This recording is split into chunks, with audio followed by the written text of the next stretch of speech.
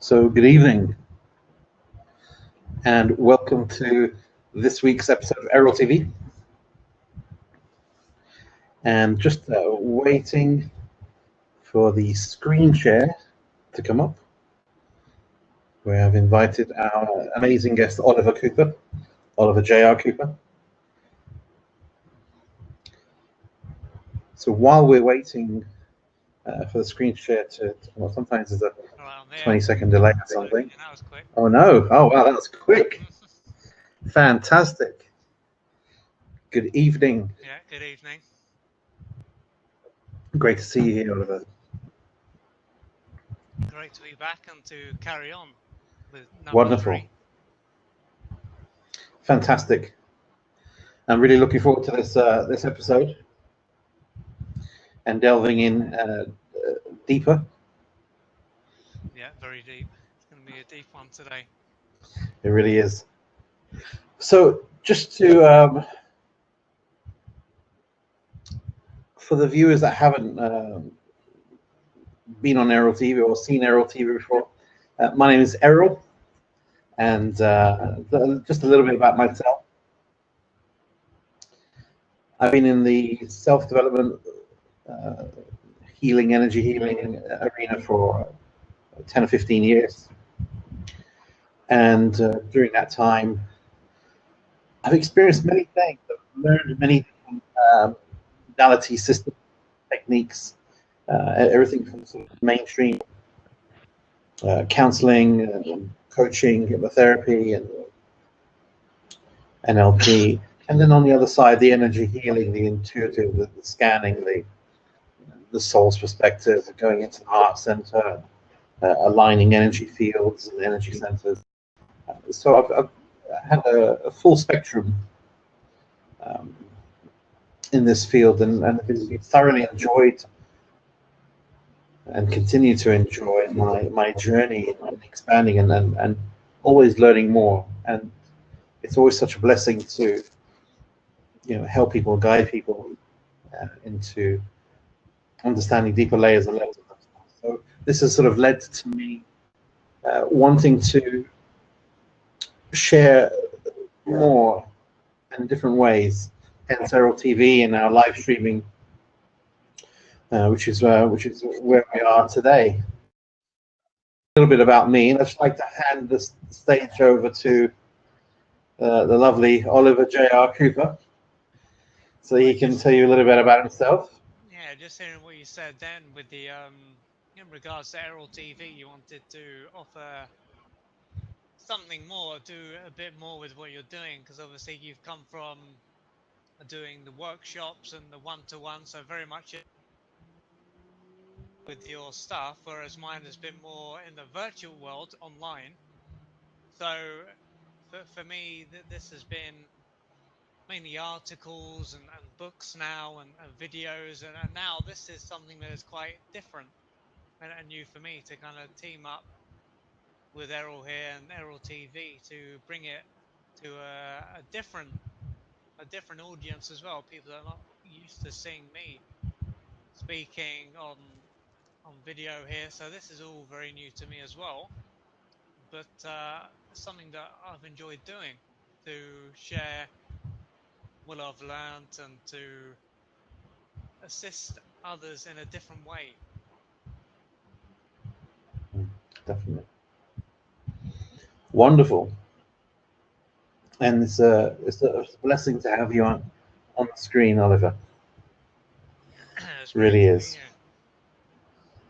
So I just want to start off doing something different that we haven't done in the past series, and we're going to sort of drop in. And what I mean by dropping in is we're going to be for information to come through, for wisdom to come through, for whatever our intentions are for this hour, to share knowledge, share wisdom, and for information to come through for the people listening and registering in, and really taking the time to listen and understand something perhaps for themselves to allow themselves to grow. So we're going to drop in. So I'm just going to invite you just for a short while, a minute or so. We're going to close our eyes just for everyone. We're going to take 3 deep breaths in through your mouth or nose. And we're going to allow the exhale to be longer. So deep breath in, exhalation longer. Deep breath in and exhalation longer. Keeping the eyes closed.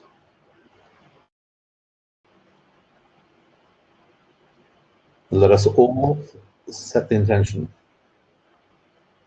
to open up a sacred space, to create an energy field for wisdom,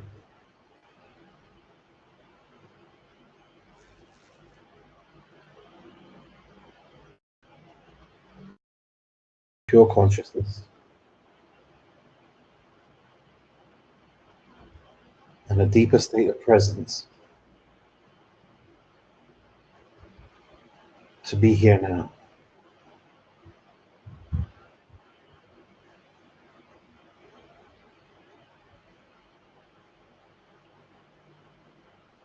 So we invite all layers, levels, and parts of yourself to be here now. All of you is welcome here. Every layer and level of your being.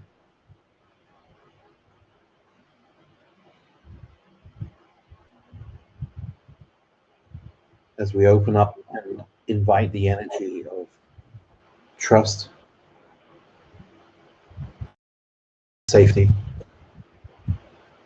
surrender.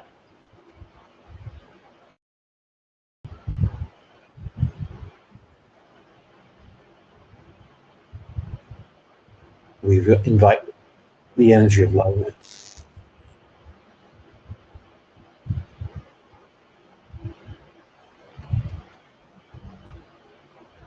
And we also invite the energy and consciousness state of a deep sense of belonging.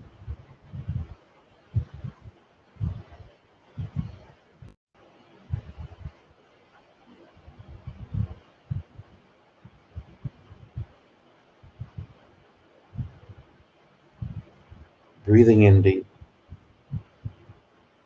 exhaling even longer. Focusing on the mind and just imagining particles and waves of light within the mind center, dropping downwards into the center of your chest. Focusing on the center of your chest. And all the particles and waves of light within the center of your chest. Now going deeper out and deeper within.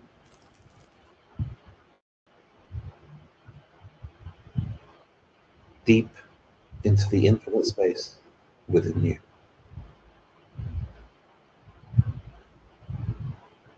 Towards the light of your soul.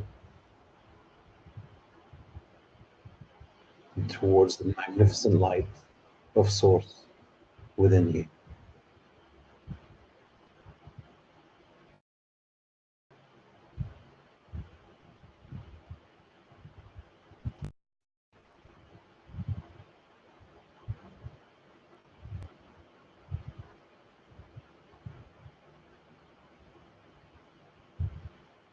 We invite pure presence,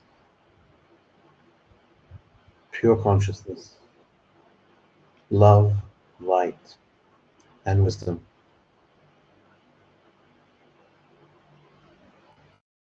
highest benefit for us all in this moment.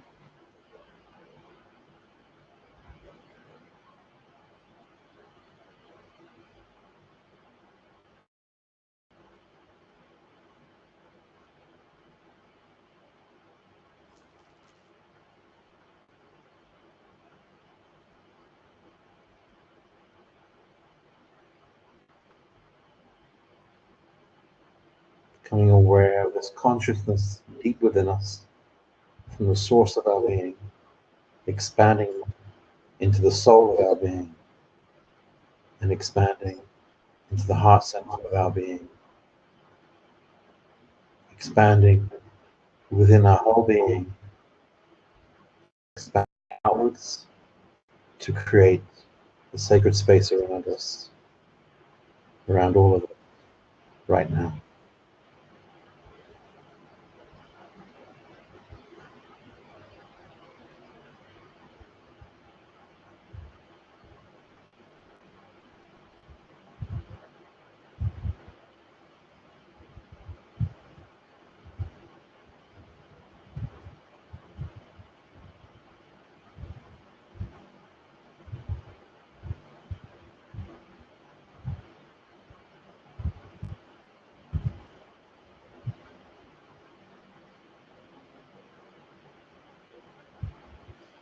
Taking a deep breath, exhaling long,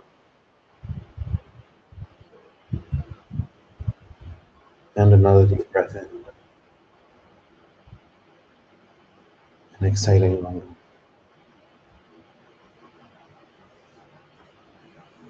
And taking another deep breath in, and on the exhalation, we open our eyes.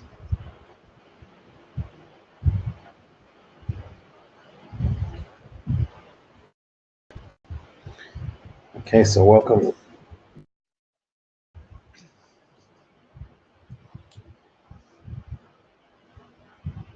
And here we are for a beautiful hour, or just under an hour now, in this beautiful space that we've set up here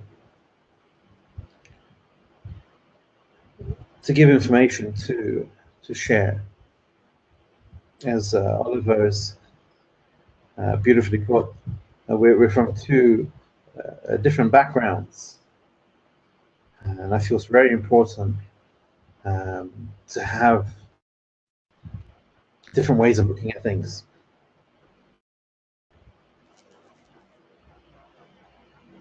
And this episode in particular, I feel very blessed to be co-leading with Oliver. And we have put a poll, 3 questions we put up there. So please do vote for the question that you'd like us to talk about more. How long does it take to heal the inner child? How does someone develop presence? Is crying an important part of healing the inner child? So I'm just going to pass the stage screen over to Oliver.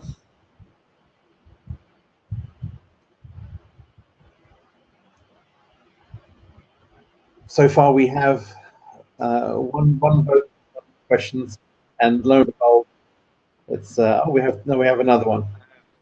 It's how does someone develop presence? There we go. Change. That's interesting, isn't it? Yes. And we've got a lovely request to answer the 3.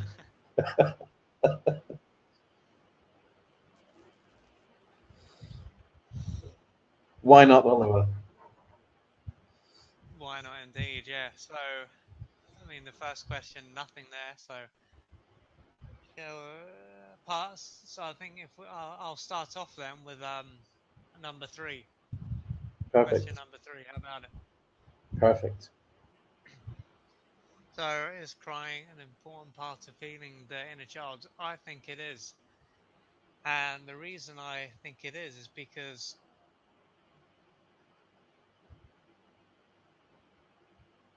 I just see that it's low.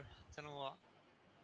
Anyway, so the reason I think it is because when it's it's come to my own growth and development, I was feeling emotions and even did some Reiki healing and different energy healing, and I even did some family constellation work. But it was only after I really got into crying and to release the pain that way that I really had a shift. It was almost as if the other things did a certain level, a certain layer, but these other things didn't really get into the main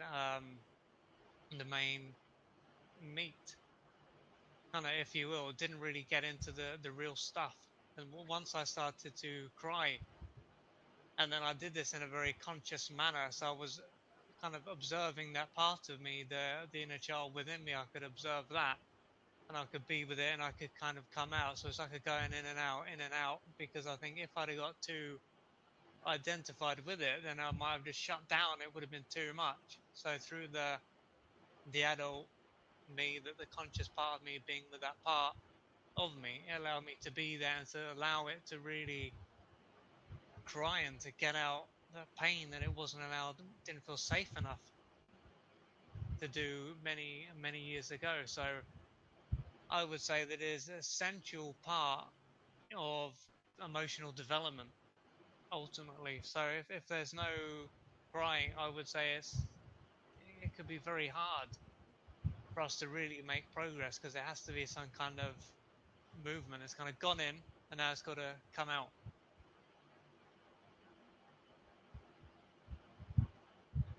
Definitely.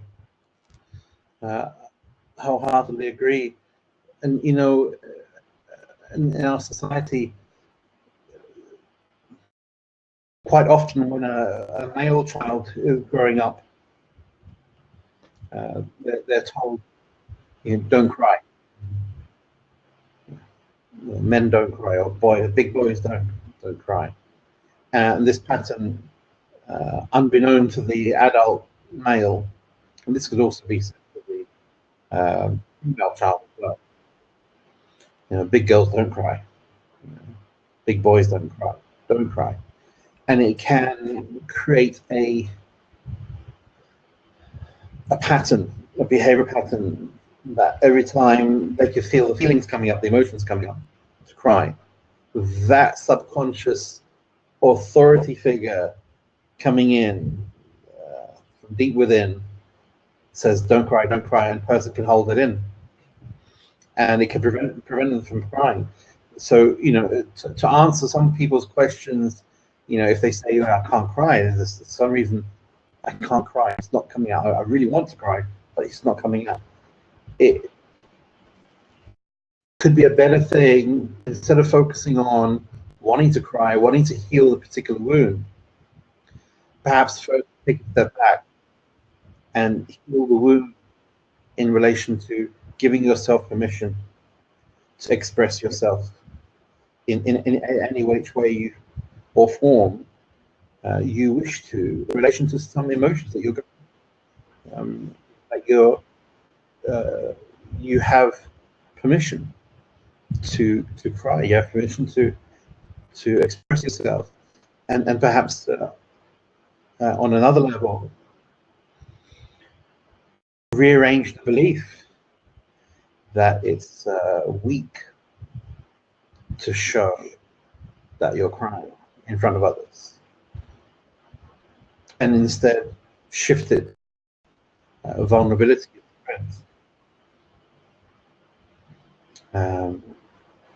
because it shows authenticity, transparency, shows you're real human. And this is something that has great value. So I would agree with what Oliver said, you know, about going in. It's important to cry. It's important to let go. And there's different levels. There's the silent crying. You know, to share a little bit in my childhood, I had silent crying where the tears had run out, and for the life of me, no more tears were coming out, and it was silent, dry crying where it just no more was coming out. But the wound or the pain, the despair was still there. And I guess that's more to do with the lungs, abandonment, rejection, things like that. It's that the lungs are expressing themselves in a way of despair. And then there's the crying, there's the constant crying. Then there's the wailing.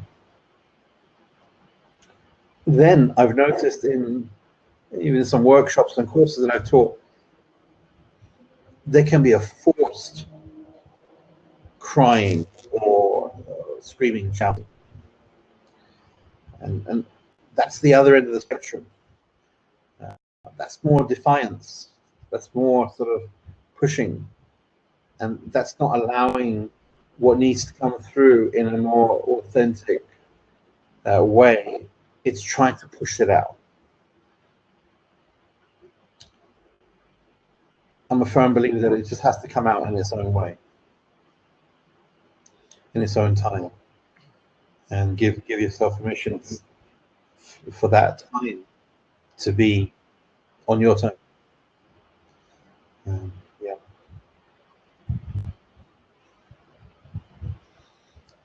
Yeah, I would completely agree. It's not something that can be, as you said in the kind of meditation you did at the beginning of visualization, the surrender, bringing in the surrender, and that's the key thing with this. And again, in order to get to that level, as we've said, it's about changing dealing with the programming, kind of going beyond that, about how someone might feel they shouldn't cry, or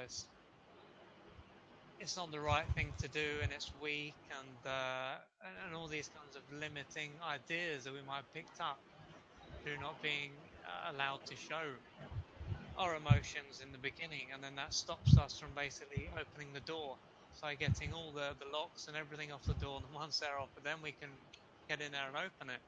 And then as we build up that strength within us, the presence to just be there with that part of us, and it gradually gets easier and easier. And then it is simply almost like opening the door and everything can come up because the connection has been built. It's like the difference between having one bar on your mobile phone, cell phone or smartphone, and then you get the full 5 bars or whatever, and it's up, you're in. Yeah, definitely. And if people listening would like to ask a branch of that question, please do so. Please write in the comment section if there's any particular branch of or aspect of the question of, is crying an important part of healing a child?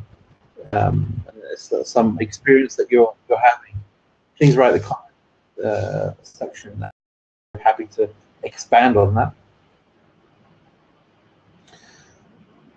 The importance of crying, just to go on the flip side, whereas some people may find it hard to cry, there may also be people that feel that they have to cry in order to show someone that they're going through something. In both sides, it's just important to be authentic. It's not a competition. You're not attempting to prove something. And I'd reiterate back to the same thing again. Give yourself permission to be able to express yourself authentically. It's not being governed by anyone else. It's you.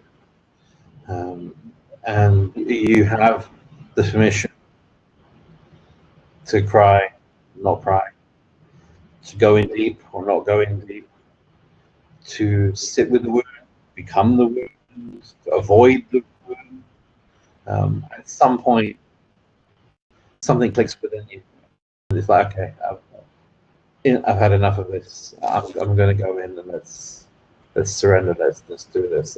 It might be layers, might be steps, but yeah. And we have a question coming through. I'll hand it over to Oliver to read. So sometimes I cry, but I don't know why, and I can't associate with a feeling or emotion. But it feels of. Not sure about the second part, but it feels just off and let go, but feels I'm missing one part.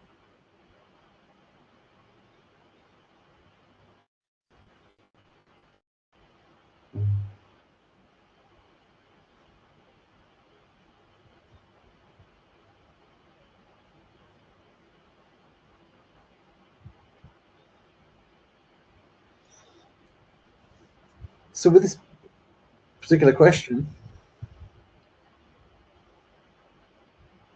that's perfectly fine. That's perfectly fine. So sometimes I cry, but I don't know why, and I can't associate with the feeling or emotion.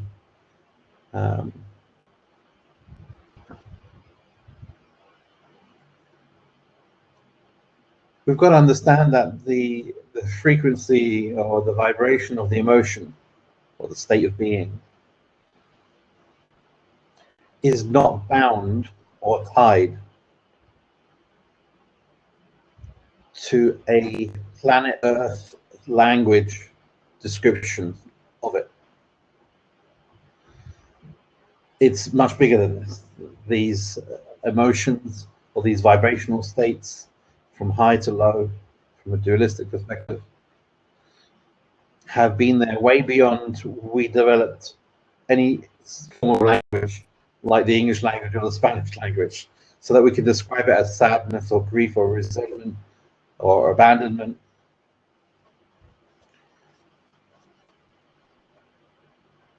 Instead of attempting to label it, it's important just to be present with it and just feel with it, and not analyze it with the mind and try to have an understanding of an association with it. Where is this coming from? What is it? What exactly is it? I can't find out what it is. The mind is attempting to label something, which is what it does best. It wants to label something. And because you're unable to label it, there's an invitation happening here. And the invitation is get out of the mind and be present with the feeling. The feeling is going to take you to exactly where you need to go. So rather than try and work mental perspective, it's obvious that there's a bigger thing going on. It's almost like that elastic band barrier is in place so that you can't word it or understand it or label it. So in that instance, drop into the feeling, however painful it feels. Just drop into it, ease into it, and be present with it. You'll find that the feeling will take you on a journey into another layer, and another layer. It's so intelligent. It will take you to the core of your being. It will take you through your subconscious. It will take you through all your dualisms, the pain or the feeling that you're experiencing or that's coming up. It may even show you associations. This happened in your past, and this happened in your past, and it's the same feeling, same vibration. You may journey even deeper. You may even have a collective consciousness version of that happening due to your gender or your cultural background or whatever other collective consciousness energy that might be associated with. You may then go even deeper. It's going to take you on a journey. Ultimately, it will take you, if you allow it, through your dualism into your truth. A much deeper truth. I hope that's answered in some ways. What do you say, Oliver? Yeah, I would pretty much say the same thing, is going into the body, into the feelings, and not to get caught up in the understanding of where did it come from and what does it match up with. Simply being with it. It's like a vast, wide open space where the mind, of course, is more. It'll be like this. It's everything laid out. It's everything in steps, and everything is managed. I know super managed up here, but down there, and I wouldn't get too caught up in the whys and everything else. So just as you said, Errol, but I've just noticed my laptop here is low, so I'm just going to get the power cable. I thought I had longer than this. And I'll be under a minute, and I'll be back. Perfect. And I'll answer the presence question while Oliver is away. So the second question that's been voted for, which is how did someone develop presence?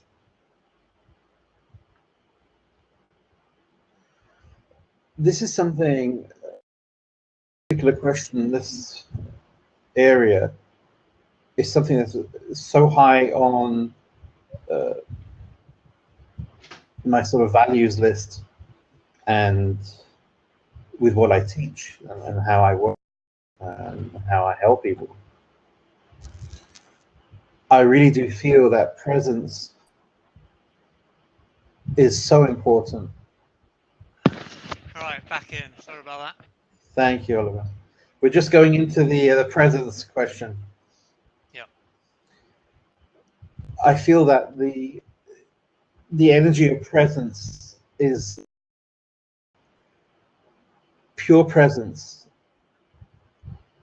Has always been there. It's never not been there. It doesn't born, doesn't die. It's just always there. It's a background noise, background light, background love. It's the background.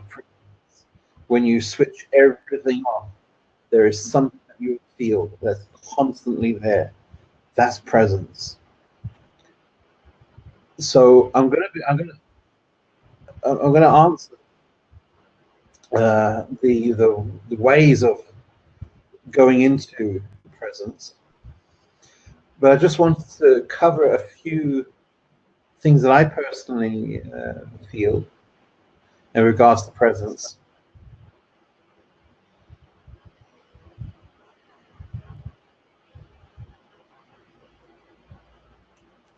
When you are doing something, when you have an activity, and you're totally there in the activity, you can feel it, you can sense it, because the whole focus is there, your whole being is there. You become one with the action, you become one with what it is you're focusing on.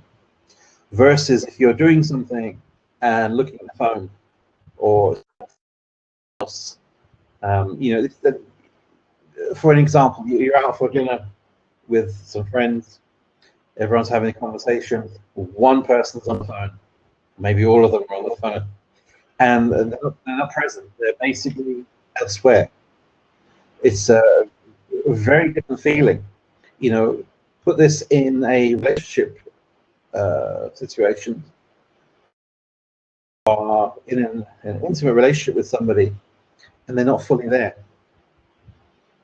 This can come from childhood wounding, parent not being there, parent being there physically, but not emotionally. They're too worried about paying the bills. Perhaps they're worried about where their husband or wife is. Perhaps they've got other problems.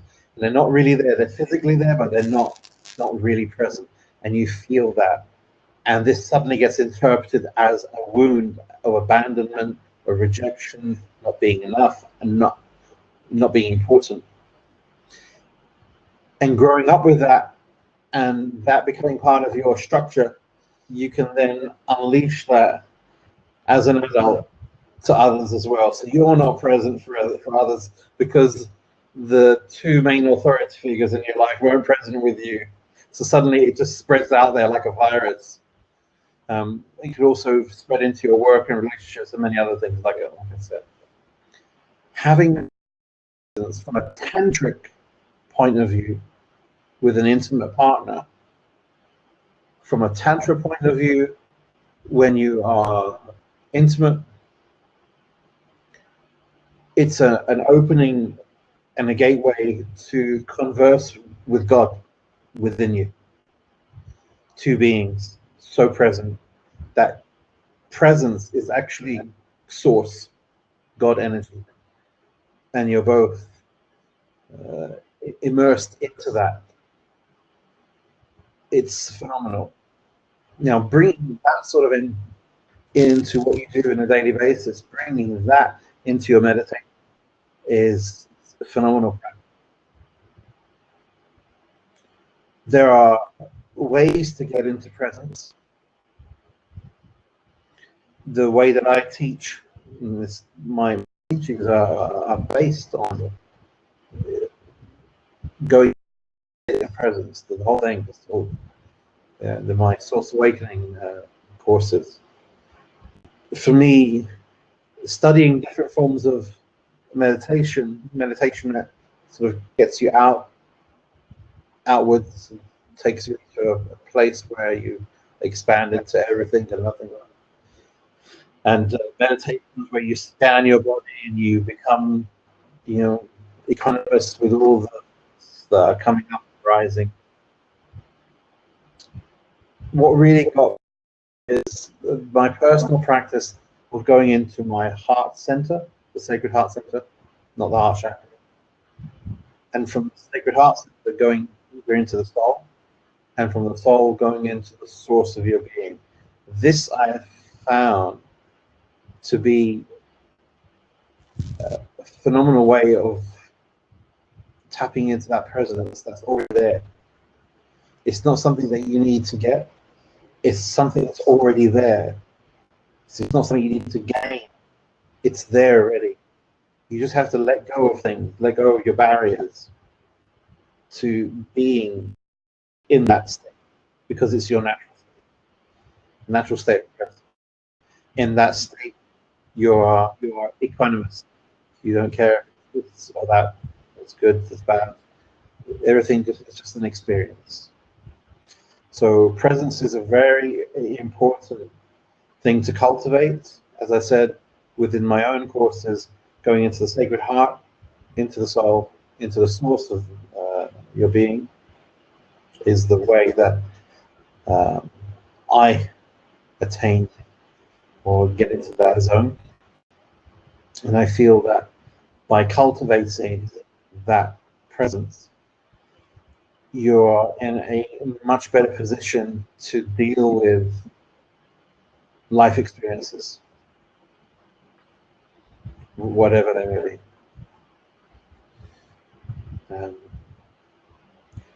So I hope that I answered that question, Natalia. Oh no, sorry. It was the polls. Someone voted for the presence, and yeah.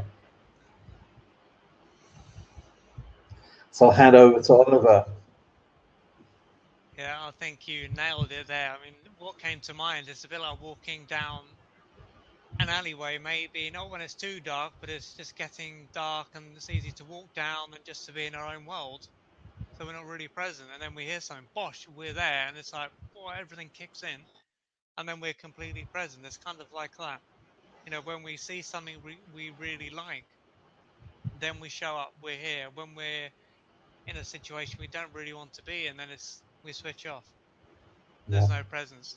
It's a bit like when we go somewhere on holiday, the first few days we're there because it's all new.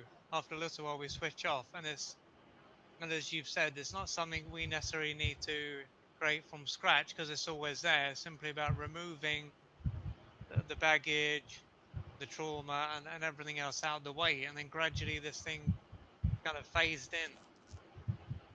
And then the more of that, then the easier it is to be with ourselves, because when there isn't that, then we look towards others to be there for us.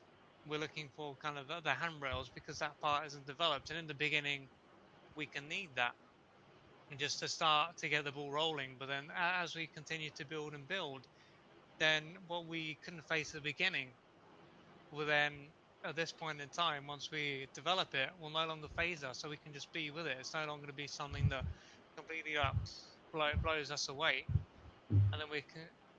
It's just how we can then be completely with our unconscious mind, with our the stuff in our body. Obviously, as some more stuff is dealt with, then it's going to be easier anyway because there's less stuff.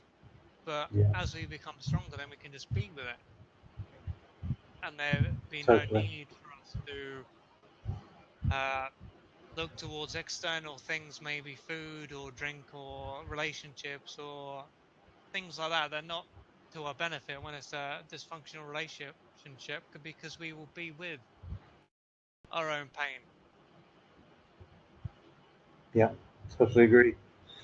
There's a question come through for you, Oliver, No, for from me about that. Louise. I Hi, thought it was guys. about the microphone here. Is that my microphone or what? Mic is quiet. I think got my volume up. What am I trying to do here? Let's see. Is there? Can everyone hear us? If you can type into the chat section, just let us know if it is the general volume or one of ours. Oh, it's Oliver's one. Okay. So there's a question for Oliver. Can the inner child ever be healed? What about now? Can you hear me now? Let's see if that's Can you hear me now? Is that any better? Let's see what the polls are in. Is Oliver's microphone better now? Okay, we got to hear you, Oliver. Okay, let's see how this goes. I've taken out the this and just using the laptop. Okay. Mic. Yep, perfect. We're good. So there's a question for you, Oliver. Can the inner child ever be healed if the person doesn't recognize their behavior? And this question is for Oliver. From Louise. This actually reminds me of the question we got last week. I'm trying to think who it was from. About someone asking about if they can assist their family in terms of helping them to deal with their own issues or patterns or things like that. And I think again there has to be the choice of whoever it is to want to go there. I mean, to want to do this kind of work is hard enough, let alone for someone who doesn't want to do it to try and do it. So if it was a case of just take this pill and you just kind of grab someone's mouth and bring it down and then shove it in and give them some water, then it would be easy. But due to the kind of work that is needed when it comes to doing this inner child work, I think highly unlikely there's going to be some part of them that is on board with it. And then the other side of this is to look always within ourselves. If we're trying to fix or to change someone else, is always looking at our own motives and seeing why do we want to do something like that. So I'd say there's two parts, but I think when it comes to trying to assist someone else who doesn't really want to look for their behavior, I mean, it's going to be tough. Yeah. I guess what this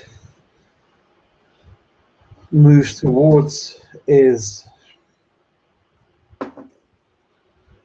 when a person isn't aware of their own behaviors or they're not aware of their own identity or how they're reacting, it means they're entrenched in their personality or their identity of themselves. And what will happen here in a relationship is that when they're deeply entrenched and they're reacting, then the partner could be reacting to them reacting, and suddenly it's going around in a complete circle. The reacting into the reacting into the reacting. So it's actually supporting that person's deeply entrenched attachment to their identity. What is required there is to have a pattern interrupt. So instead of feeding it and having continuous argument or continuous the person's behavior, do the opposite. Go into a deep sense of presence. Allow the energy of presence to fill the room, to fill the particles of energy between you both. Change the vibration, because two people are co-creating this scenario. If another person isn't aware of their own behaviors, it's not just them behaving that way. There's an enabler on a subconscious level co-creating this lovely little movie. So if one of you can take a step back and stop co-creating or aiding the co-creation, and instead go into a state of presence, then what you're doing is you're allowing that space to open up for something to shift. But when both of you are holding it in place, it's pretty hard. And we may look at it and say, well, but this person is not changing the behavior. Obviously, person not changing their behavior is also not changing how they're observing the person, right? So there's two people locked in to the situation here. Take a step back, a pattern interrupt, go into presence. And when I mean go into presence, just send love, go into compassion. Don't pity the person. You can feel empathy for the person. But moreover, go into another level of compassion to understand where this person is coming from and really love them. Even if they're feeling hurt, just love them for who they are and how they've got to where they are and how they've got to where they are and how they're behaving. I would say go into presence and shift. And we have another question come in from Aslu. How can someone eliminate worrying so they can be present? For example, worrying to lose your job while you have it, then worrying not having one any sooner. Thanks.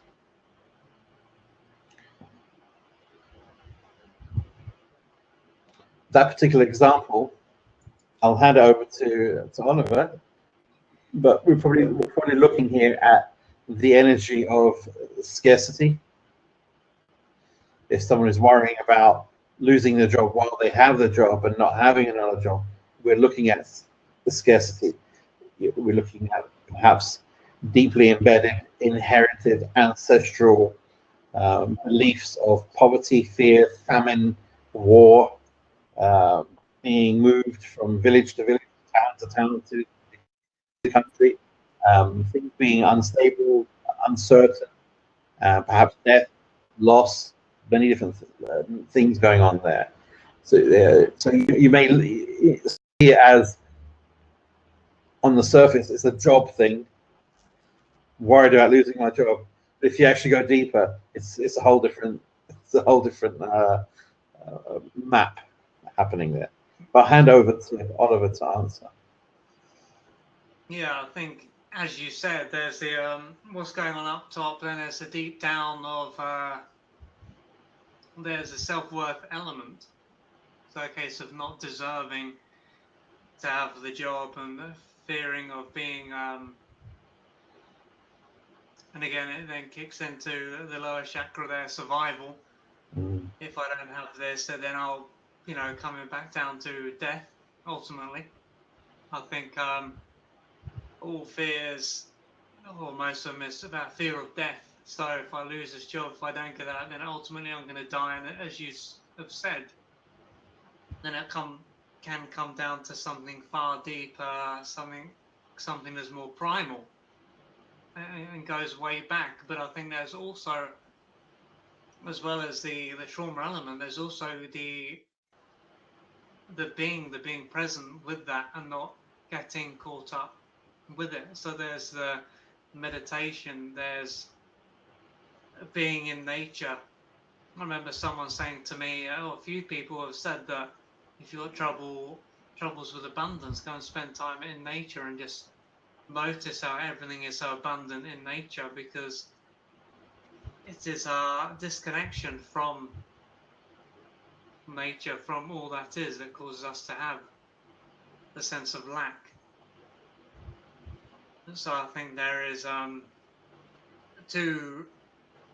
two channels there, but I think one of the first things is not to get too caught up in what is going on, the fears, and to come back to the presence, to the present moment of what is actually going on, because it's easy to completely overlook the situation there. It's like someone who is in a good relationship and they're constantly worrying about when's it going to end and everything else, and they could be in a perfectly healthy relationship, or someone who lives in an area that's completely safe and they're constantly fearing when their life's going to end. So it's a big part is coming back into the present moment, and a big part of that is to not get too identified with the mind and to get back into the body and then to be into the now.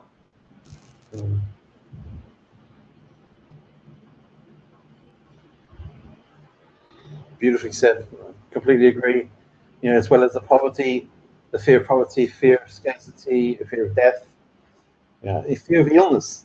You know, if you have a look at our ancestors, even in present moment, fear of illness, because if we get ill, like seriously ill, then we can't work. And if we can't work, there's no money, then there's no food, there's no roof over our head, and then there's death. You know, it kind of it goes. So that stops us, prevents us from doing things. You know, and it can change our lives dramatically. So yeah. And we have another question come through from Tanya. Hi, Tanya. Already been answered, she said. Say again, sorry.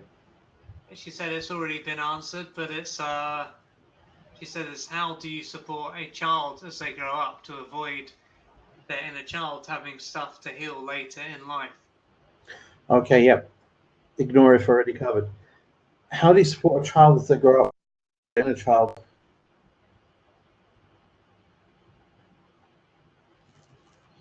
How do you support a child as they grow up to avoid their inner child having stuff to heal later in life?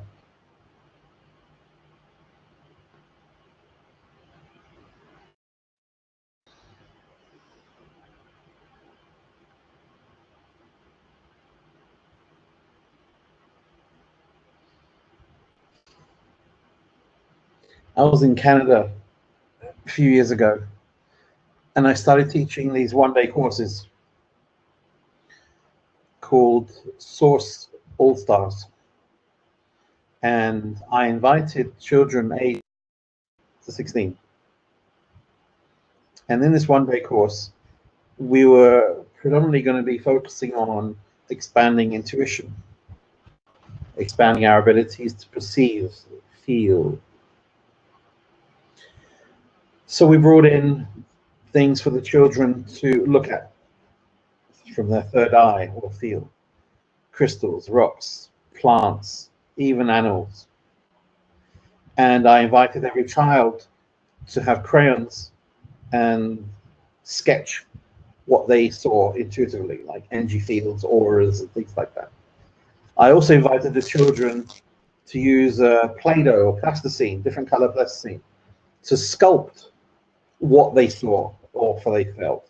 So suddenly we had these little sculptures of energy fields. They're amazing. We'd break for lunch and we'd come back and we'd shift into a different realm. This was the child sitting with the mother laying in front of them and a child having their hands underneath, giving energy, allowing energy to flow through the mother, which is the most amazing thing. Having the parent to surrender and allow their child to take on a different role. And I just want to underline that, allowing the child to take on a different role. We then had the child laying down and the mother putting their hands underneath the child's head and letting energy flow through them. Bearing in mind we had crystals laid out around them. The last exercise of the day was having the child lie down and the mother lie down with their heads touching and bodies away from each other. And I guided them into a very deep meditation with crystals around them. And the meditation was focused on rediscovering and remembering why both of you, child and the parent, invited each other into this existence and having this reality. Might be a long way to answer this question. How can we prevent the child to go through their inner child stuff and things like that?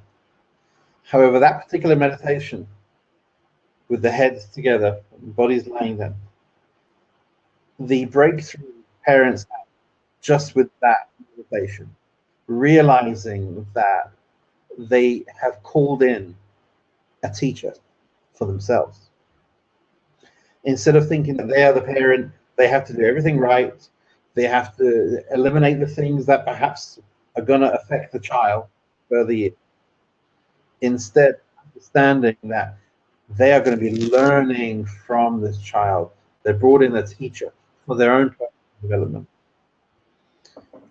I feel that by doing things like that, connecting in a different way with your child, in a meditative way, you're going to get information and wisdom coming through on how to work together with your child, or how your child can work with you, how your paths are going to grow, how you can grow, how your child grows. So rather than seek information outside, go with your child. Do this with your child. That connection with your child and understanding why you're both here, why you both invited each other in. There's a reason, a very deep reason. You don't just get any old soul come here and, to occupy a little astronaut suit based on your genetics, your DNA, and your partners. It's like, oh, we'll just get anybody coming in. No, it's a specific soul with a specific mission for their own life, and it's there to help you as well. So I would shift that question and internalize it and create a connection with your child on a different level and ask from a soul to a soul, why have we done this? Why are we here? What's the benefits for you, for me? What are we supposed to learn from each other? What are our strengths? Go that route. That's what I would say. Would you like to add anything, Oliver? I think that's going to be tough. I think you've really laid it down there very profoundly said, and I think this is it. It's easy for a parent, I think, especially if they've been through some real hardcore stuff themselves, it can be easy for them to think, well, I've got to be perfect now to get everything just right, and that can create a lot of pressure. And I think, as you've said, there's a deeper meaning there, and I think a lot of it it's impossible. I'm not a parent myself, but I would say it's impossible for any parent to get everything perfect. There's always going to be mistakes, but I think the big key is that if a parent can be open and receptive to the child, as you've said. I remember speaking to a woman who was having problems with her daughter, and there was things that happened, and then she was very open to listening to her daughter and acknowledging what happened. And I said to her, that's one of the best things I think a parent can do, just to simply be there and listen. Yeah. Mistakes might have been made, and that can't be helped.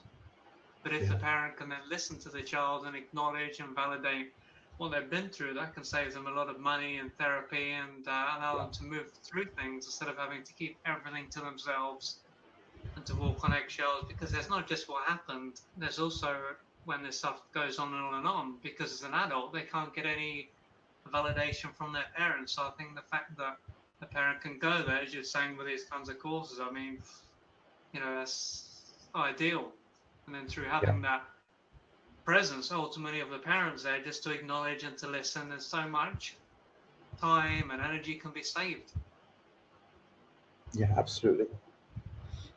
In the absence of connecting on a soul level with the child, the parent is going to revert back to what they learned or saw or experienced when they were a child from their parents, and they'll unleash that onto the child, or perhaps catch themselves in unleashing it and hold themselves back and change things. They're going to be reverting back to that as the behavior that they feel or think they should be giving to their child.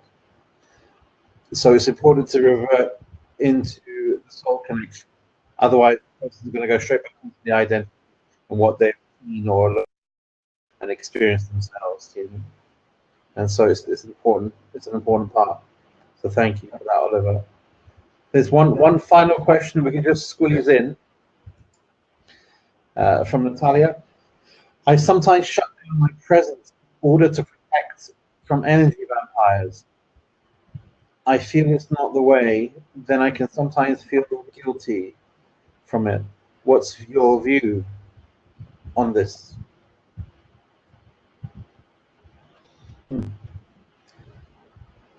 Would you like to answer, Oliver, or shall I go?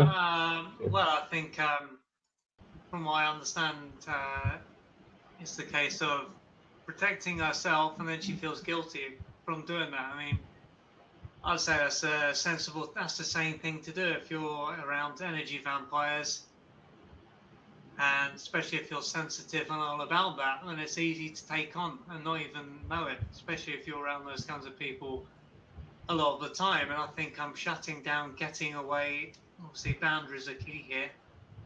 And obviously, at times, it's not possible to completely do away with all energy vampires. Sometimes we can just have to be unfortunate in coming into contact with them, maybe at a job or somewhere like that. But I think shutting down is you're protecting your well-being, and I think that is a completely rational thing to do. And I would say there's no need to feel guilty about that. I mean, if anything, the other person should feel guilty for dumping their toxic waste onto you. It's definitely a behavior that can come up. You know, you're standing there in your light and love and shining brightly, and suddenly you just feel that the connection you're having with certain people is slightly off, and you're starting to feel your energy is being drained. And quite rightly, the behavior can sort of go into a boundary being put down, which can be interpreted as your presence being shut off or blocking the person out. It's a delicate one. Because what's happening is there is a non-verbal conversation where you're suddenly putting your boundaries down and shutting someone out, but it's not being expressed. It's not being expressed verbally, but it's definitely being expressed energetically. And then that could create the mind to start thinking, well, I feel guilty because this person likes me, or this person likes being around me. But instead of them being present with their own light, they've suddenly switched off and they're focusing on your light. And for some reason, they feel like your light is more important than their light. They're sucking the hell out of it. And it can feel a bit daunting because in that moment, they're negating themselves. So that can feel bad as well. So not only are they negating themselves, they're then looking to you to gain light, and as a reaction, you then cut them off. So I can totally see that this would make you feel a bit tested, because the person is negating themselves in the first place. You know, they're feeling that someone else's light is more than theirs. So in this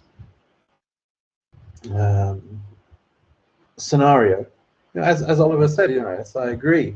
It's perfectly fine to put barriers down. Perfectly fine to put your boundaries down. Perfectly fine.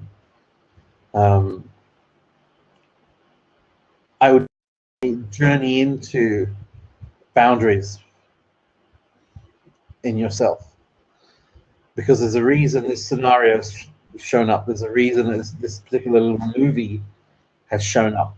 It's showing you something. It's begging an invitation for you to go into boundaries, your own boundaries, and perhaps any incident where you have felt others have taken from you. Even I would go as far as saying intrusion. So somebody stepping over the mark and taking something from you, overstepping. This can be also interpreted as violation. So I would look at this scenario, see that someone's trying to take your energy, and you're putting your boundaries down. A frustration is coming up within you, feeling guilty. There's more going on here. Go under the layers, and you may find there is some incident somewhere on your timeline of intrusion, violation, someone taking something from you, your time, your energy, your love, something that they shouldn't have taken. And perhaps there was an inability to put boundaries up. So I feel that this scenario is definitely showing something. It's an invitation to go into something here. And I feel it would be a very beneficial thing to go into that. Follow the invite, because it will do your self-boundaries a world of good.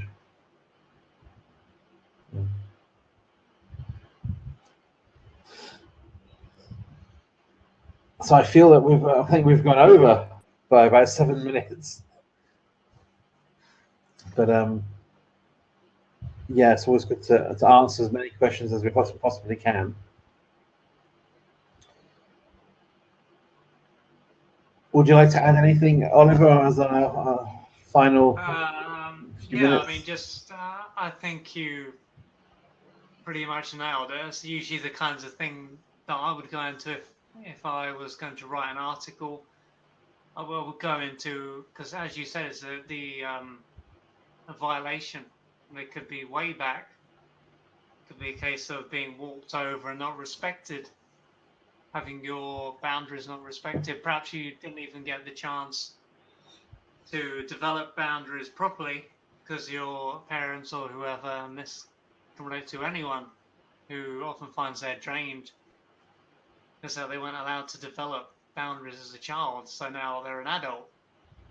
And they end up attracting all these situations and into their life where it just gets played out again. And because they weren't allowed to say no when they were younger, now when they say no as an adult, they can feel guilty, like they're doing something wrong, because what was right, according to their parents, was we do what we want, when we want, how we want, and you just put up with it. And obviously as a child, our need is to survive, and we're very small, and it's like a small animal now, but that's very dependent on us, like a small rabbit or a small kitten.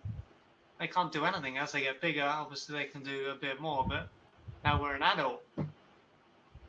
Yeah. It can seem strange that we're behaving in a certain way, but obviously at one point in time we were completely dependent on these people who were supposed to look out for us. So definitely I would say, as you said, Errol, going way back in and looking at the original events or event, and that will reveal a lot.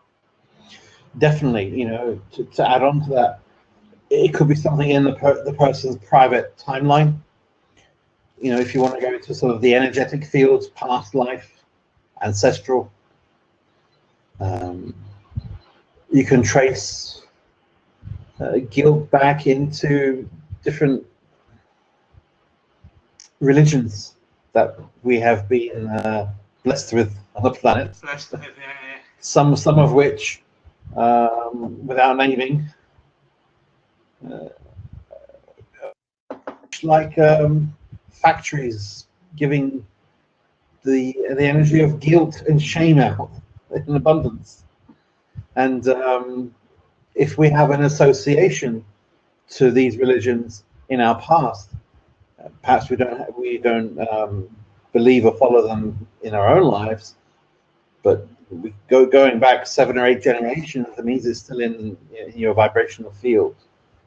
So the fear of violation or intrusion or energy vampire or feeling guilty and shame is very much a part of some established religious teachings, unfortunately.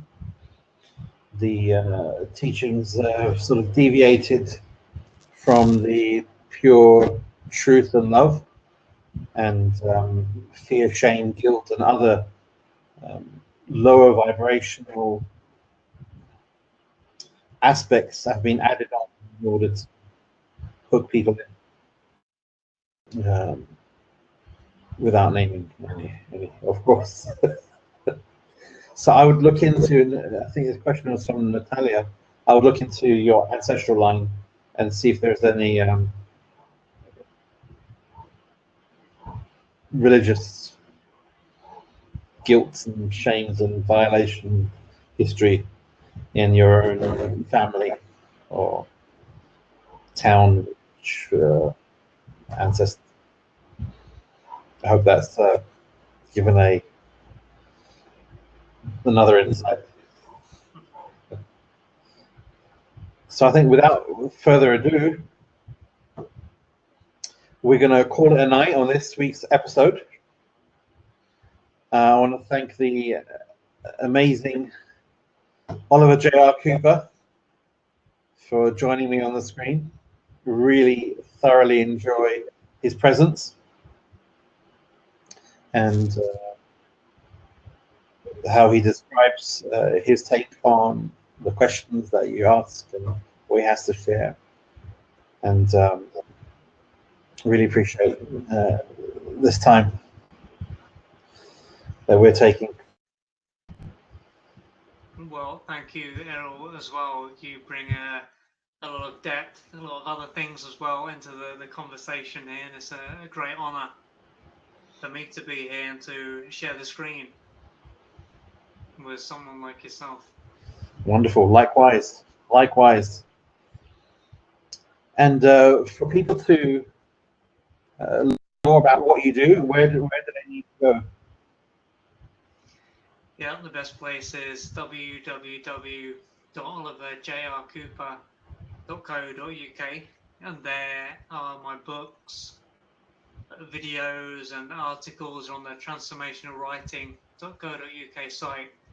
Nearly 2,000 free articles there for you to have a look around, and they go into all kinds of deep stuff, abuse and trauma and all kinds of things. So, you know, find plenty of information and insights there to get your teeth into. Perfect. Wonderful. And if you want, I mean, obviously, I think Oliver's going to type his website details in, so you can sort of click on that so you have easy access. So thank you, Oliver. If you'd like to know a little bit more about myself, just go along to www.errolcampbell.com, and on that website you'll be able to see there's coaching programs, and also my Spiritual Awakening Academy, which is enrollment is open. We're starting at the end of summer. I'll be taking a small group, personally mentoring a small group through 14 months, 14 modules on one of the greatest journeys I feel that I've ever put together. Be teaching you everything that I know, from energy repatterning to shamanic work to counseling to meditation to presence practices, inner child, 14 amazing modules, and included in the module, the 14 modules, you'll be getting a intuitive coaching certificate and a spiritual counseling diploma. And including in this this course is also a 1-week immersion with me in Bali, because I really want to meet everyone that's attending and taking the course. And as I said, I'm personally mentoring a small group together at the same time, so that we can all grow together and share together, and that I can be there hands-on with people that are joining from all over the world. There's people from all over the world joining, which is amazing. And so there'll be live webinars, there'll be support, and as I said, there'll be an accredited counseling diploma and coaching certificate at the end of it. Including in all of that is the marketing and business aspect, which is very important as well. All of this in, so you'll be ready to go and practice anywhere in the world, as I have. So there's that to look forward to as well. So I hope you can have a browse of my course. And yeah, I look forward to our next conversations next week. This week, I actually have on Sunday a 1 hour dedicated to going into presence, where everyone that joined are going through questions, able to journal, and we're going to be guiding ourselves into a very, very deep place, into a place beyond the heart, the soul, into the source of our being. That's on Sunday, and feel free to join that as well. So until the next time, thank you so much, Oliver. Thank you for everyone attending. And yeah, we look forward to the next one. Yep, thank you very much, Errol, and thank you for everyone on the side of the screen here, all the viewers that have taken their time to listen to this call, because without the viewers, without you, there wouldn't really be a call. We'll just be me and Errol having a chat, and we can do that anyway. So thank you for coming along, and I hope to see you all again next Thursday. Absolutely. Thank you everyone for attending. Really appreciate the time and your input and questions, and keep them coming, and spread the word. Share this with your friends, and this is about building a community and being here to support. Wonderful.